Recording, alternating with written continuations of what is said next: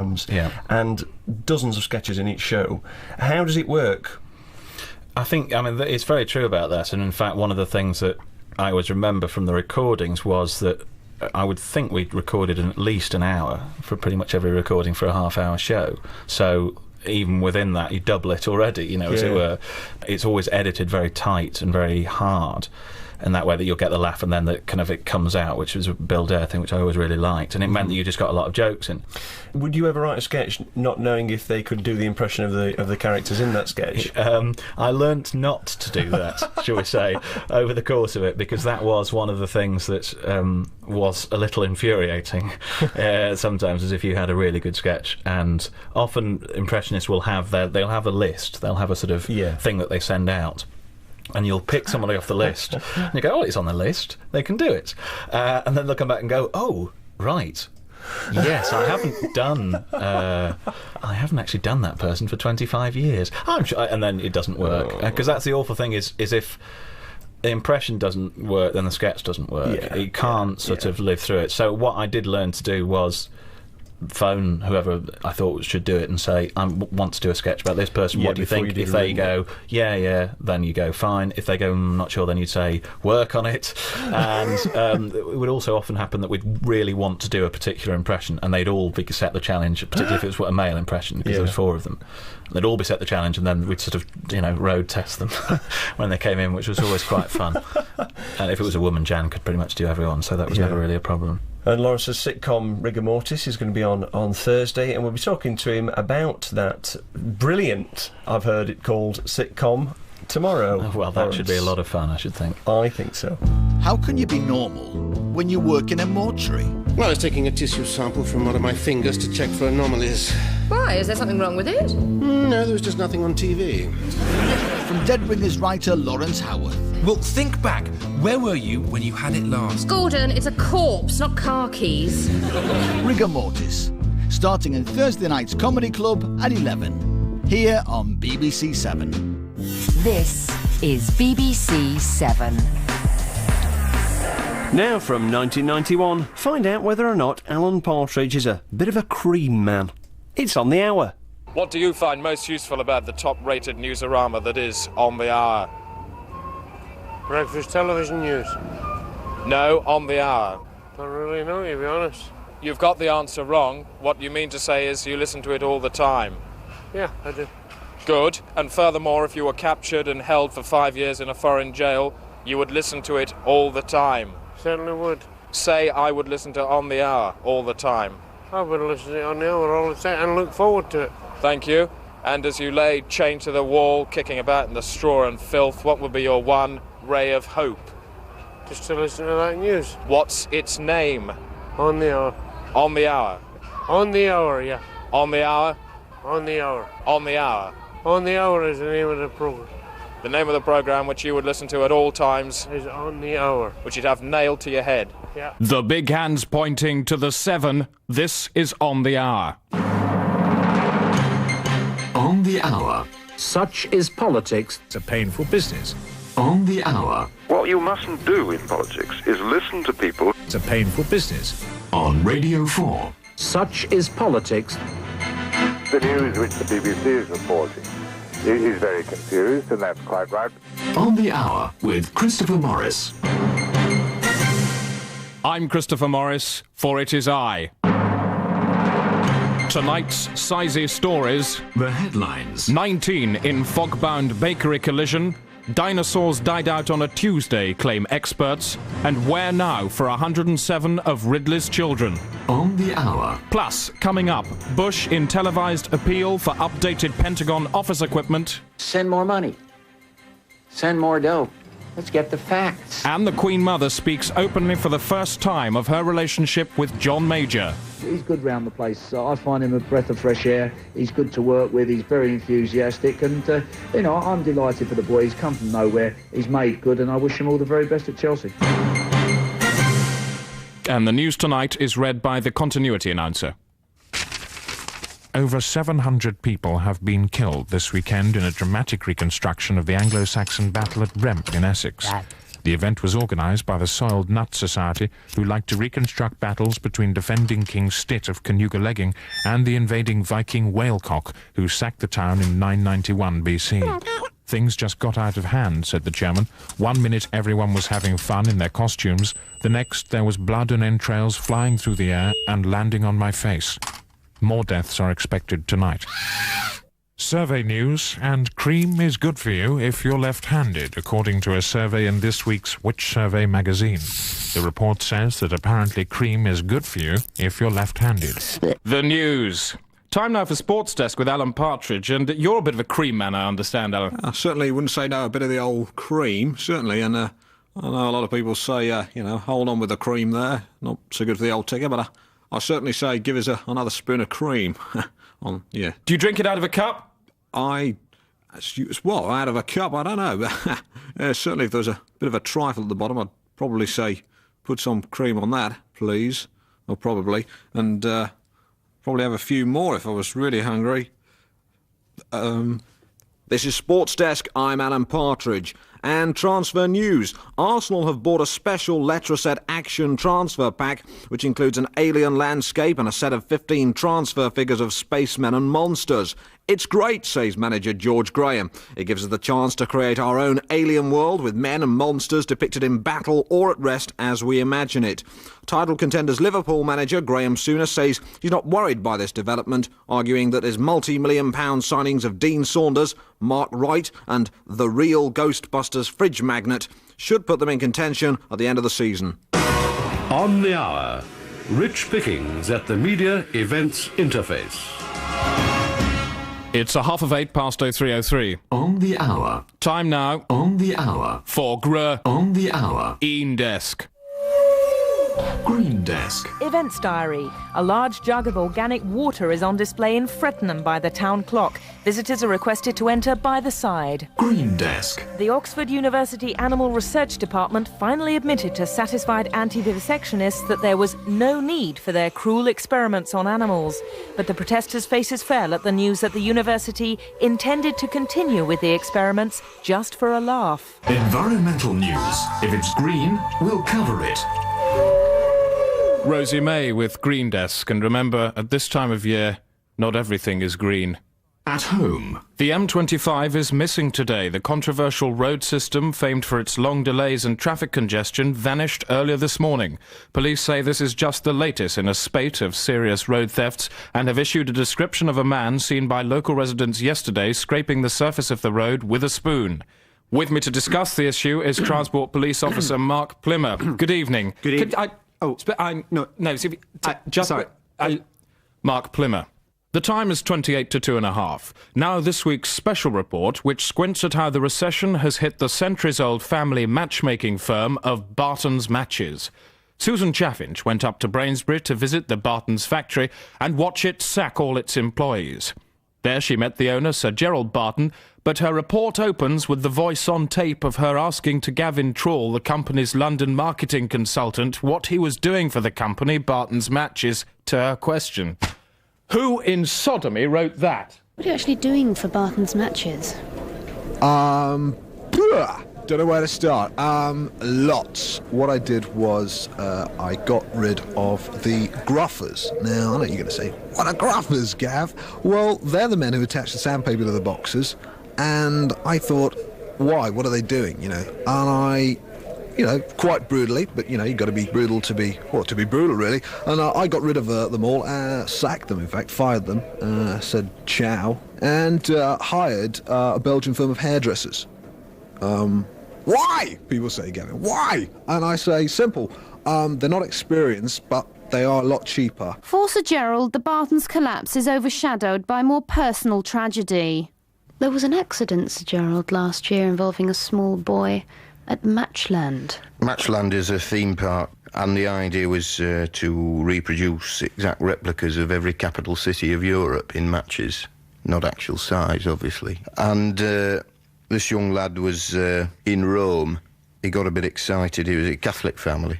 And they got a bit excited at the Vatican. His mum had some cooking oil in a shopping bag. And one thing led to another. The oil spilt over the Vatican. And we have a mock pope who waves a sort of matchstick about. It's rather moving.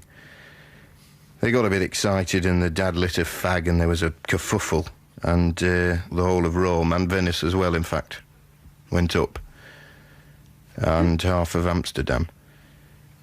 And the lad got caught in the blaze and got singed. Apparently there was a relaunch with Barton's matches only a month ago. Can you tell me a little bit about that? The idea was a TV campaign which involved two muscular young people striding through a sea of flame, clutching a huge sword, and suddenly a huge flaming bee emerges from under their feet, and flowers and trees burst into blossom all around them. Fantastic, stupendous. Did it up the sales figures at all? Well, you know, if you want a straight answer, then I'm not your man. Why do you think, Gavin, that sales did plummet after this relaunch campaign? Well, in the commercial, we kind of were subliminally saying, you know, buy this product, but didn't say it in a straightforward, buy this product kind of Anglo-Saxon English kind of scenario. We forgot to mention the matches. How has all this affected your lifestyle, Sir Gerald? We lived in a very, very nice house, very big house, lots of grounds, and fortunately in the grounds we took the provision of building a sort of a lodge where we kept tools. It's a sort of wooden lodge, a lodge-like shed, and we've been camping there recently. It's quite comfortable there. Do you have electricity and running water? We have running water from it. There's a bucket and there's a pond. But what does the Barton's collapse mean for Sir Gerald's employees? I talked to Lionel Cosgrave, a 52-year-old unskilled blue-collar worker. Well, technically speaking, my title is the urine man. Basically, I come into the factory at 6 a.m, and I come and lie consecutively in the urinals, starting with the small boys' urinal and then gradating to the other 3 urinals. And then if there is any urine on the floor or in the cubicles or on the cubicle seats, I can lie on them. Every day is different. I want you to understand that. Sir Gerald, Lionel Cosgrove has been an employee of yours for over 40 years. Are you actually aware of his job? Oh, aye, Lionel. He's urine man. He's the best. He's top-notch. Why, do you have a problem with that, do you? Something you don't like with your southern ways? Well, a man who lies in urine all day for a job, I don't really call that a job. Well, nobody asked you. I'd like to stress that we urine men are very proud. You know that you've done your job well if you're not noticed as a urine man. I'm sure there are other jobs like that, like street cleaners or theatrical designers. Great bloke, kind of bloke that, you know, companies are built on. I remember going down into the toilet and having a bit of a good old laugh with him and then saying, pooh, I've got to get out of here. But I haven't left him out. No, he certainly is, you know, he's paramount in my mind, and believe me, he won't have a job on Monday. Susan Chaffinch there with those 4 minutes. On the hour. Never balks at issues from which other news programmes might well shrink. News now. And we've just received this SOS message. Will Hippolyta Loudbasket, currently on holiday in Uxbridge, please get in touch with a doctor? You are seriously ill. And we're receiving news that gold fever has broken out in the Midlands after the discovery of large quantities of the valuable metal in the River Trent. Water supplies are being exhausted as millions of bounty hunters leave their taps running in the hope that large chunks of bullion will fall out and make them rich. If you want to know more information, phone the Trent Water Authority and say, I'd like to know how to get gold out of my water. After the break, why the town of Dunstable is suing Tony Gubber for its lost stables. But first, this week's audio pullout. The next few minutes of airtime have been bought by Tab FM, the American station run by the Seventh Tabernacle Church of Reformed Adventists. The Tab. the official organ of the Seventh Tabernacle Church of Reformed Adventists. The Tab. Hey, you, young person. What do you think you're doing? There is nothing to do. None of the square grown-ups care about us kids. What's the blinking point? But there are some grown-ups who care. There are? Yes, and they've organized a meeting for all young people with rock and roll sounds, cakes and fizzy drinks. Fabbo?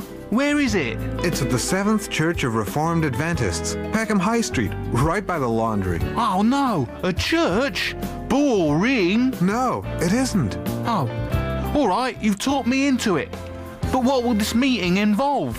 Young people, dancing and singing to the beat of the Goombay Dance Band, painting murals about their lives and experiences on walls, not being hassled by adults unless they really step out of line in some way, playing ping pong and wearing whatever clothes they like, even slacks. It's up to you. Then after, we'll talk about God for a couple of hours. But it'll be interesting and fun, though. Yeah, it's just the kind of thing I'd choose to do if I had any choice I wanted. Oh, but hold on. My friends will call me dull. Don't worry about what they say. It's you who's important. And in any case, they are the whorish sons of Satan who are going to burn in hell. Oh, great. Well, I guess I'll see you at the meeting. Protect your property. Protect your family. Protect your faith. Ward off homosexuals and liberals with this. The Seventh Tabernacle Church of Reformed Adventists Liberal and Homosexual Scaring Device. Scares liberals and homosexuals and consistently repeats the warning. Liberals and homosexuals, go away. Liberals and homosexuals, go away. Can you afford to be without it? $45.89 only, the price of security.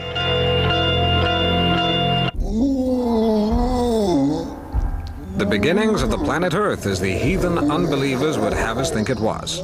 Giant fire-breathing lizards, flying shark-toothed air snakes, and an eel with the head of an otter. It certainly seems foolish to us who know the truth about how God created the whole of everything in 6 days. And how did these unenlightened dunces convince themselves of their so-called theory? Well, they found dinosaur bones in the ground and frozen mammoths in the ice. And I mean, there's reams of scientific and geological evidence to prove that the world is in fact millions of years old. It could almost be a sketch by Kenny Everett. Can't they just understand that it was God who put this supposed evidence there as a sort of joke? And to test us, of course. To make sure we really believe properly through faith and mysterious things, not because of seductive evidence and the harlot proof. Because if you are a God, that's the sort of thing you like to do. Because you can. Hey, buddy, got a light? Yes, my friend.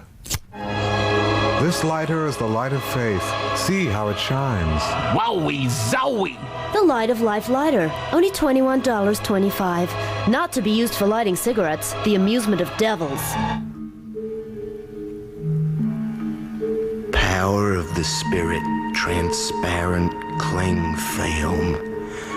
You can't see it, but it's there. $13.28.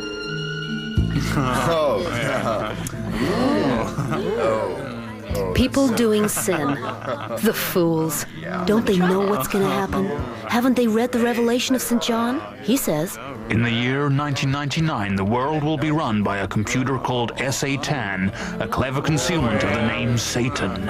And then a huge spaceship piloted by angels will descend from the skies, and all the good people will be sucked into it.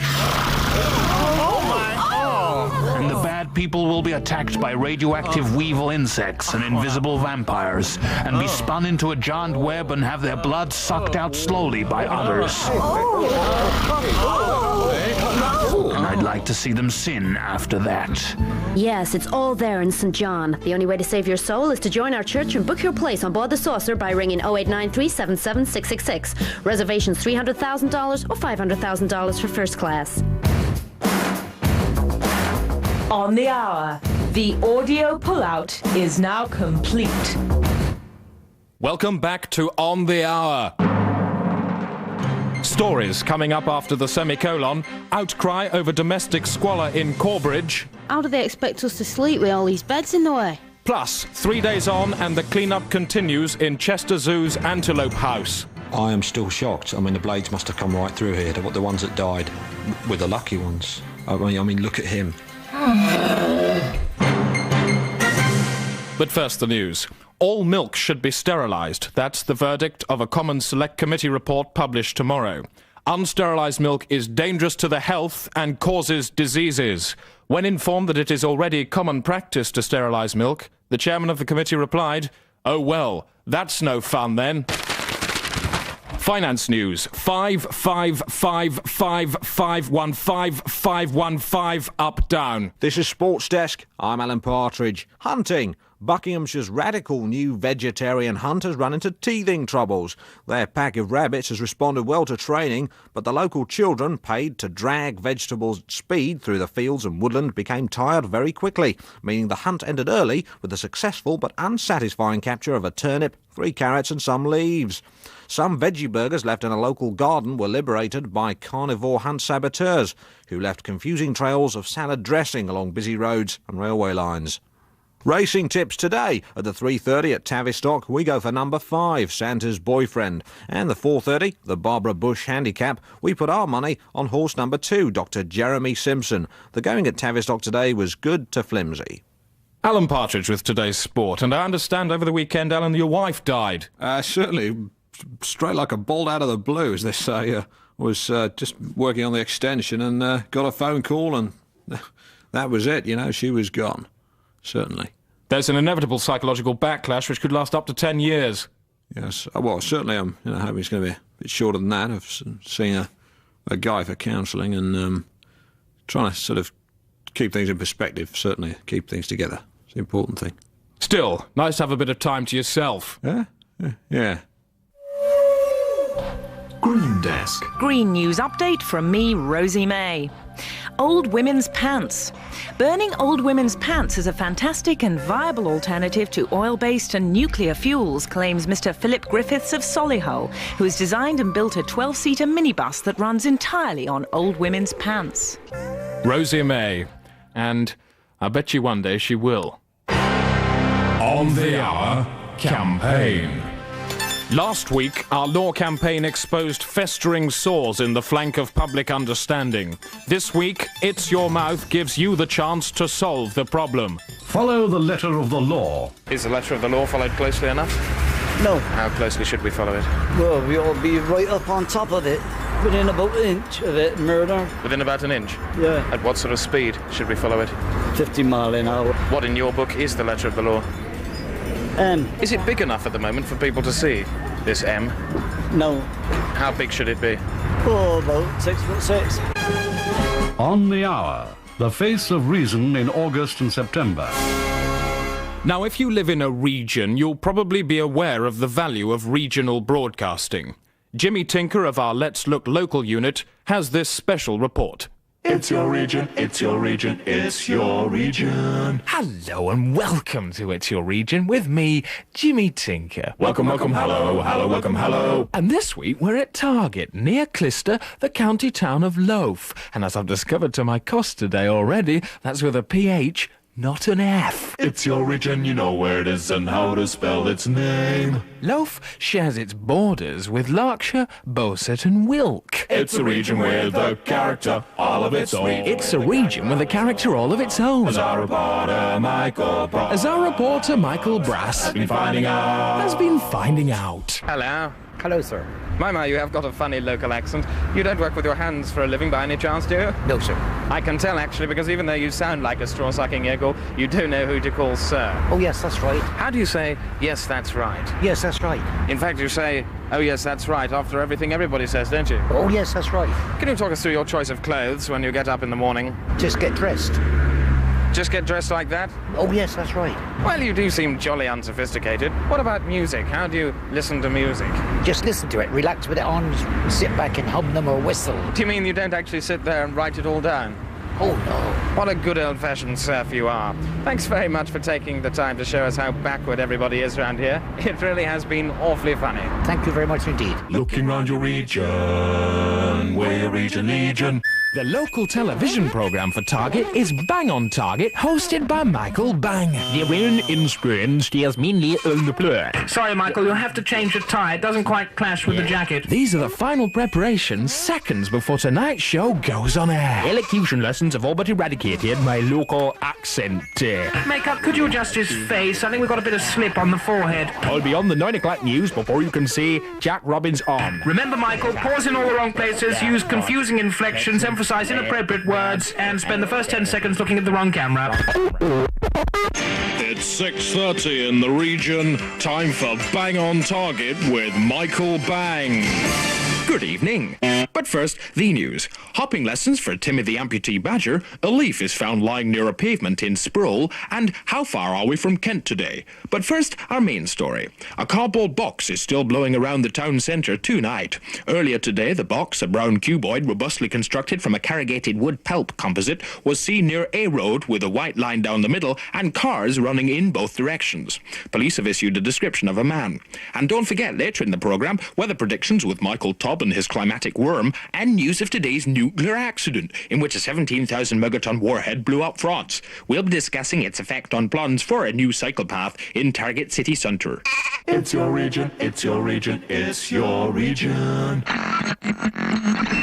Indeed. Hi there with me, Chaz Malibu. Target is served by a radio station called Tag FM. Tag FM. Tag FM, that's talking it good with good morning, good music and good telephones. Tag FM boasts both a mixed schedule. Chaz. Later, Chaz Hologram with Good Day, Good Afternoon with Chaz Cheese. Chazovation brings you religion with Good God. And tonight, Chaz Cancer checks out some of your best bereavement stories in Good Grief. Tag FM. So what's the secret to becoming a truly successful regional broadcaster? Let me tell you about what's on the show tonight. We shall find out the secret of a really good portion of fish and chips. Mike Darbo, ex-singer of Manfred Mann and host of a daily regional show in the West Country. We find out from a Cheltenham milliner what it's all about. An example of Mike's Everyone a Winner daily formula. I phoned him up to see if he could give me the answer. Michael, you're a well-known name around the region, opening Fates for Diseased charities. Yeah, well, of course, I mean, the background to me is the music. You had a hit record, didn't you, with the Mighty Flan? Oh, the Mighty Quinn, you mean? Don't contradict me if you don't mind. What about your radio programme? Basically, we have a really tasty little radio rendezvous. Like it. And it makes my day because I know that I help to make their day. So it's sort of a mutual thing. Masturbation. Yeah, it's the next best thing to making love, I can tell you. Yeah. But at least I can express more of my personality. For which you need a lot of room. Yeah. What's the secret of being a really successful radio personality in the region? I think the reason they like me is because I'm a nice guy. Well, that comes over. You won't find this offensive if I actually read out a letter I got today. No. I'm not going to give you her name, but it's a lady. She says, I wonder if you realise what comfort the radio is to people distressed or alone. I find nighttime horrendous. I turn on your voice and I feel it gives me comfort. That's the most moving thing I've ever read in my life. Yeah. Perhaps we could pause for a few seconds just to think about it. Yeah. Shut your face then. Seems like you're a bit of a message merchant, Michael. Do you have one for us now? I feel sometimes that we're stuck away in local radio, and what we want is a wider audience. So if there's anybody who wants to give me a bit of national radio, wouldn't go amiss. Well, if you thank me nicely, I'll see what I can do for you, Mike. Jimmy, thanks for the company. We'll talk soon. On the hour, the world in a tablet.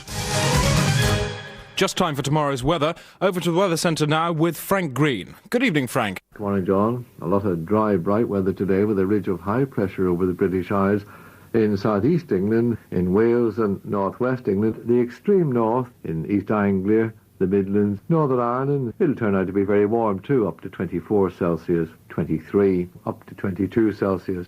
A warm day. So this afternoon and this evening will be this morning. Inland fairly warm.